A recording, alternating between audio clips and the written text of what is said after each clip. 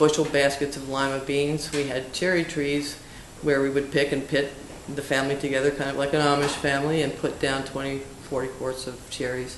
We made watermelon pickle. When we had watermelon, we saved the rind. So I grew up with that kind of parsimonious approach to things.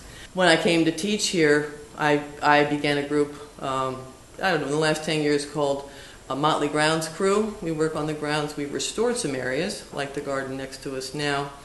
We've also planted some gardens to provide winter food and color for the birds, to help with drainage issues. We are looking to, I've had the cooperation of the school in removing garbage, large garbage, and a big gas tank and some things like that from a wetland we had here where they were buried and the wetland had been filled in. How do the students look at sustainability? What has been their response to its importance or lack thereof?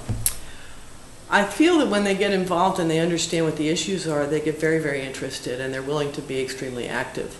Other than that, there's the problem of kids being more interested in video games and that sort of thing, so they're not very well informed in general. And that's one of my chief concerns. I mean, that's why I feel we're especially obligated to talk to them about these things, because they don't watch the news. They get it from Jon Stewart, who I love, but it ain't all there. Or they don't get it at all. What about the teachers and the staff? Have you had to educate them too? To some degree, we found our kitchen has been wonderful. Whenever we have had some food back from our organic garden, they have worked around that and incorporated that into what they do. They've been, AP Environmental Science last year got rid of the trays because that was a tremendous waste of water and use of detergents going back into the system. And they were wonderful about that. We had to kind of have a grace period because people were uncomfortable initially and we weren't sure whether there would be much more mess. But it turned out really wonderfully, and they were very patient and helpful with all of that. So there is, and I've worked on a lot of projects with Mr. Warner, who's our buildings and grounds person, and so have other people. He's extremely helpful and been very cooperative. We've talked about reducing the amount of salt we use in the winter. They're doing what they can. We use a lot fewer chemicals than we used to, both inside the school and on the property. So it sounds like this is kind of almost a community project. How do you look at it? Very much so. I think especially now, it's partly the times that it's allowing it to be that way. We're restructuring our community service and hope to do a lot of these projects through that. But I think, yes, it's not one person. I mean, I've been interested in this for a great long time, yes, but we have a lot of, well, certainly a core group of excited faculty, and the kids are finally pretty fired up, which is exciting. In fact, I think there's going to be a group of us doing, trying to do a green roof, a flat green roof on a portion of the building nearby. So why teach sustainability? Well, because while I started out as an English major, I ended up a research scientist, and I know too much. One of the projects I had students do a couple years ago was a fisheries project where they watched some of the good movies by Bullfrog Productions, if you know them. And I know how serious these problems are. They're dire. And that's why I'm interested in this problem. So the kids did this project. That year they sent letters to local fish purveyors, dealers, and restaurant people, and saying they had concerns about fish farming and as well as the overcatch of fish. It's a difficult two-sided kind of thing. But they had to educate themselves first, and quite frankly, I'm just writing a letter for our annual appeal for the Audubon Society.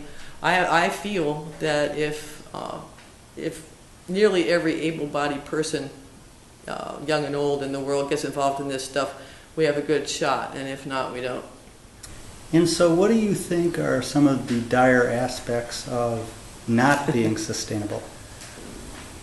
I think it's the collapse of all systems on the planet. I mean, quite simply. I think what's come out about the acidification of the oceans, the death of the grass beds there, the fact that in the last decade fish size averages have dropped by half, are all that we're missing top predators to keep these systems stable. And of course, I mean, it's and the kind of agriculture I've been interested in this stuff all my life. So I grew up in a family that was very strongly involved in all this kind of thing. The kind of green revolutions, early glimmers of hope and catastrophic results, those sorts of things concern me. What do you think might happen here in northeastern Ohio? I see great things happening here. I'm really very much encouraged. We have a collapsed economy, tremendous number of people out of work, the growth of community gardens, the support by all systems of locally grown foods and transportation, I think is really, really exciting. I mean, necessity is the mother of invention, but people have been taking these vacant lots, and where houses can't be secured or repaired, they've torn them down and turned them into garden lots, and it's fabulous. People are talking about tree lots. Even in like Cleveland Heights, I think people are now allowed to have chickens, which is fantastic. Maybe not roosters, I don't know. But For the regular person at home, what would be the simplest thing that they can do to be more sustainable? Dry your clothes outside if you can. Recycle your stuff. If you have the space, have a garden. And if you want to support sustainability and the success of the planet, don't wait. Join an organization today.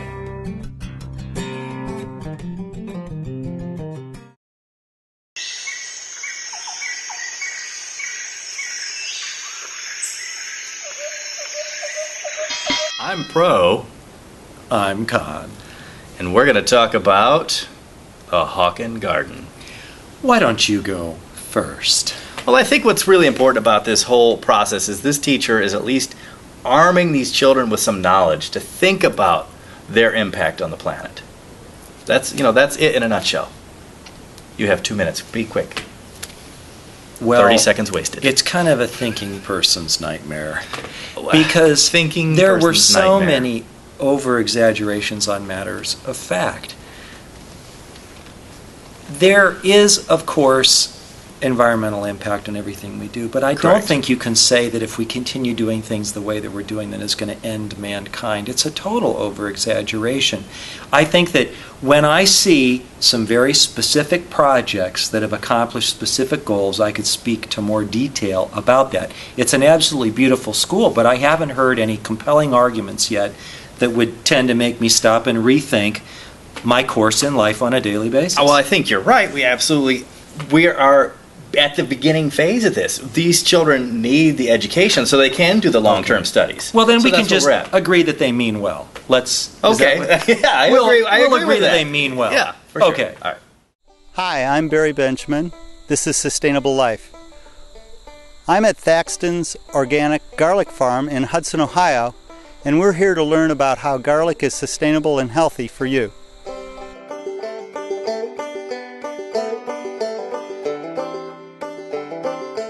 My parents had a pretty nice backyard, and we always gardened. So, and we didn't have any tractors or anything. It was all shovel and all that. And we were always, canning our own food, freezing our own food. So I just grew up that way. We've been living this way for a long time. So one thing Fred and I have take pride in is that we don't waste things and that we reuse them and recycle them. And we've lived out here, and we grow most of our own vegetables. This year we backed off a little bit on that because we've been so active at the farmers market. Then we just barter with other farmers for our vegetables and fruits, or we support each other. Well, we're going to eat the product, and we want it as healthy as possible. And we've also been in the Hudson Farm Market for 3 years. We've been at Twinsburg for a year. And we want to bring the best product that we can to the people. My wife and I are both educators. We spend about the first year at the market educating the people and what the difference is between the garlic they get in the store and our garlic. A lot of the garlic that's in the store comes from China. It might be 6 months old. You don't know what kind of chemicals were put on there. The big farmers in California that are growing hundreds of acres of it, they're putting chemicals on there, so it makes it easier for them to harvest, where we're growing a small amount compared to them, and we want the quality to be a lot higher. We take pride in what we're doing, and we want the people to be healthy. If we're going to eat the product, we don't want to poison ourselves, and we want to help educate. We're both teachers. We want to practice what we're preaching. I teach at Hudson High School, and I teach in AP Environmental Science and Ecology. And I teach 11th and 12th graders.